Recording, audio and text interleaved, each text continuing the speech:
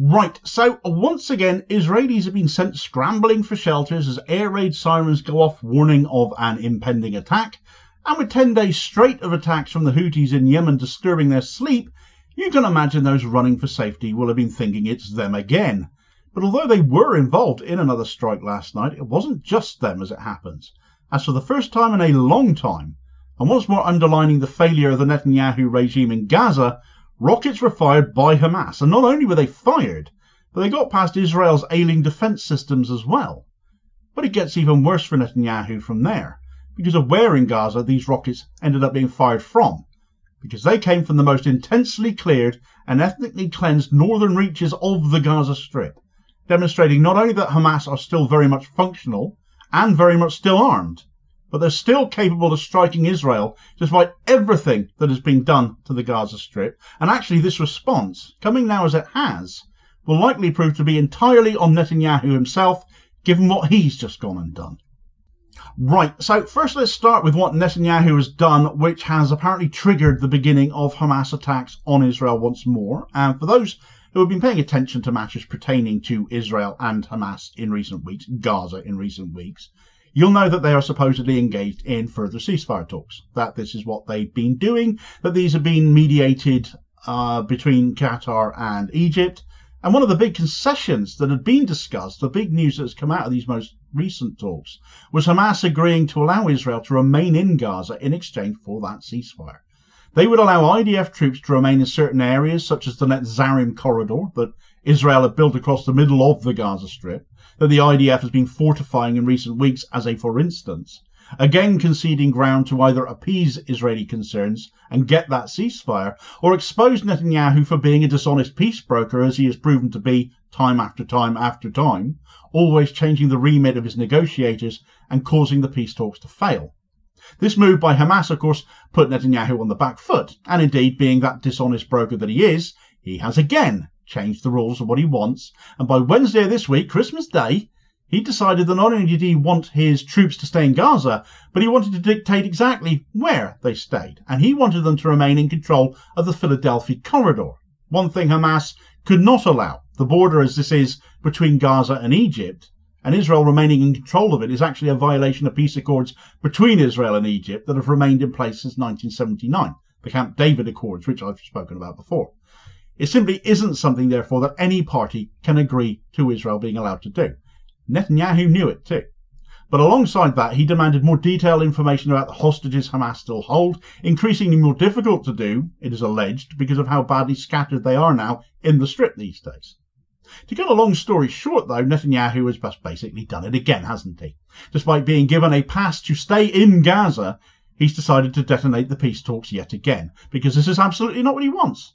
He is avoiding peace and a ceasefire like the plague. Again, the hostages prove to be completely meaningless to him because he will not do what is necessary to see them released. It would cost him his job. It would cost him power to do that because his hard-right coalition partners would never allow it, they being beholden to the settler movement, and the settlers very much want Gaza. He can never agree to end this war if he wants to stay in power. It's a fact. He has put himself first all the way. And it isn't just observers like me saying it, it's the families of those hostages in Israel who are saying it, as this excerpt from the Quds News Network shows. In a press conference during a protest in Tel Aviv, the family said Netanyahu's actions show a desire to cling to power.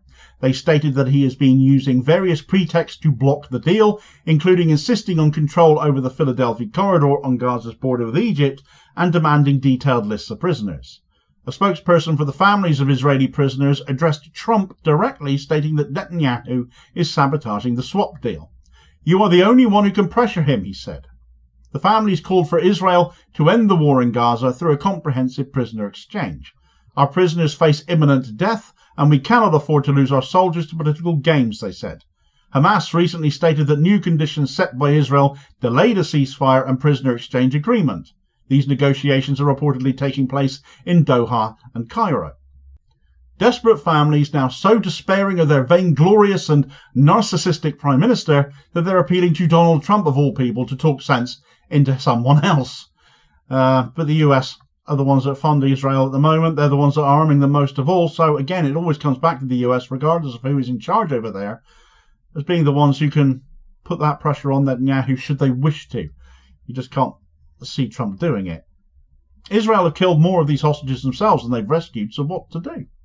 Well, this certainly triggered Hamas to do something, arguably much of the world, Israel especially, figured they could no longer do, and that is launch rockets in Israel's direction, and not only launch rockets for the first time in a long time, but do so and get past their air defense systems at that as well. Even more surprising than that, though, is where the rockets were launched from, because they came from northern Gaza, the same northern Gaza where mass ethnic cleansing and forced displacement of people has been going on. The same northern Gaza where the IDF have been so focused on destroying the Camel Adwan hospital in Beit Lahia and arresting their staff and evicting all the patients capable of doing so before they torched the building regardless of who was left inside. All of that was done in the name of rooting out Hamas, saying the hospital was a Hamas base, as they always do. And yet Hamas were perfectly capable of not only having the numbers, but having the ordnance and the wherewithal to launch rockets, long-range ones at that. They reached Jerusalem, evading air defences until just before they reached target, from nearby Beit Hanun instead. The IDF were in the wrong place by a matter of miles. But hey, it's all about flattening Gaza to create prime real estate, right? That's the real truth of it, isn't it? Needless to say, the IDF have now ordered the evacuation of Beit Hanun, evacuation in inverted commas, but the chances of Hamas still being there and not having moved off elsewhere are pretty slim, I would think. There's been no attacks from Gaza, from Hamas, on Israel in ages. Israel and the US have claimed that has been because they have destroyed all of Hamas's capabilities to do so, and yet clearly they were wrong. And evidently the reason there had been no rocket fire was because Hamas, it would appear, were more honest ceasefire talks brokers than Israel were, downing tools, engaging in the talks, making concessions, and Israel still tore it up. Time for talk appears to once again be over, sadly, it seems. And then talks can only succeed when both sides are honestly taking part in them. Is that not the case? And under no circumstances does anybody with any common sense, including the families of the hostages still held by Hamas, believe Netanyahu is such an honest broker. Beit Hanun, like most of northern Gaza, has been a particular focus by Israeli forces. And yet they've missed Hamas there despite that, it seems. They failed to find ordnance they clearly still had in the area, it seems. And if anything, it's a show of how badly Israel have failed on the ground to achieve any of their purported goals, namely to rout Hamas, destroy them, destroy their capabilities, and rescue their hostages. Because typically in the past, rocket fire from Hamas has come from central Gaza and Khan Yunis, and not the north. So it seems Hamas wanted to make a point here too. All Israel have really achieved is massive destruction and genocide, huge loss of civilian life, whilst leaving Hamas not only intact, but growing again under new leadership, and they're still very much armed. The Walla news outlet in Israel, quoting southern commanders who have stated Hamas are very much rebuilding their rocket capabilities. Meanwhile, of course, aside from Hamas shocking Israel with the fact they still have rockets, can still fire, and from northern Gaza at that, the Houthis were on day 11 in a row of setting off air raid sirens as they let go another of their Palestine II ballistic missiles, this time targeting the Nevatim air base in the Negev desert south of the West Bank. It's a different target every night for them. You can never be sure if you're going to be in the Houthis' sights one night to the next in Israel. The Houthis claim the missile hit. Israel claimed they shot it down. We're quite used to such exchanges like that by now.